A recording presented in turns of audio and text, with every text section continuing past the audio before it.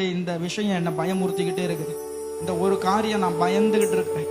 சரீரத்தில் இருக்கிற ஒரு வேளை வியாதியா இருக்கலாம், இல்லை ஒரு கடன் பிரச்சனையா இருக்கலாம், இல்லை ஒரு எதிர்ப்பா இருக்கலாம், எதுவா இருக்கலாம். ஏதோ ஒன்று உங்களை பயமுறுத்திட்டு இருக்குது. இல்லை இரவு தூங்க விடாம, சரியா சாப்பிட விடாம, சரியா சொந்த பந்தங்களோடு கூட உறவாட விடாம, குடும்பத்தாரோடு கூட ஒற்றுமையா இருக்க விடாம, ஏதோ ஒரு காரியம் உங்களை தனிமைப்படுத்தி கொண்டே இருக்குதுல்ல, ஏதோ ஒரு காரியம் உங்களை பயமுறுத்தி கொண்டே இருக்குதுல்ல. இந்த காலையில கர்த்தர் அந்த பயத்திலிருந்து விடுதலை கொடுக்கும்படியா கர்த்தர் உங்களுக்கு சாதகமானதை செய்வேன் என்று சொல்கிறேன். நீ பயப்படாத, உனக்கு சாதகமானதை நான் செய்வேன் கர்த்தர் சொல்றேன். நீ பயப்படாத, சாதகமானதை செய்வேன் கர்த்தர் சொல்கிறேன். அன்றைக்கு மரித்து 4 நாளான ஒரு மனிதனுடைய சடலத்தை நாரி போகும் என்று உறவினர்கள் சொல்லியும் கேட்காம எழுந்து வெளியே வா அப்படின்னு சொல்லி கூப்பிட அந்த சடலம் உயிர் பெற்று எழுந்து வந்தது. இந்த லாசரு எழுந்து வந்தானே.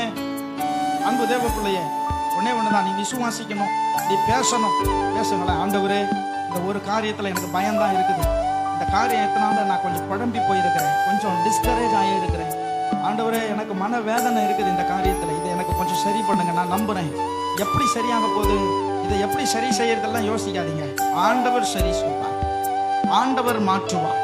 நீங்க பயப்பட்டு கொண்டிருக்கிறது, பிரச்சனையில வாழ்ந்து கொண்டிருப்பது என் தேவனுக்கு பிரியமல்ல. கண்களை மூடி ஒரு நிமிஷம் மாத்திரம், ஆண்டவரே இந்த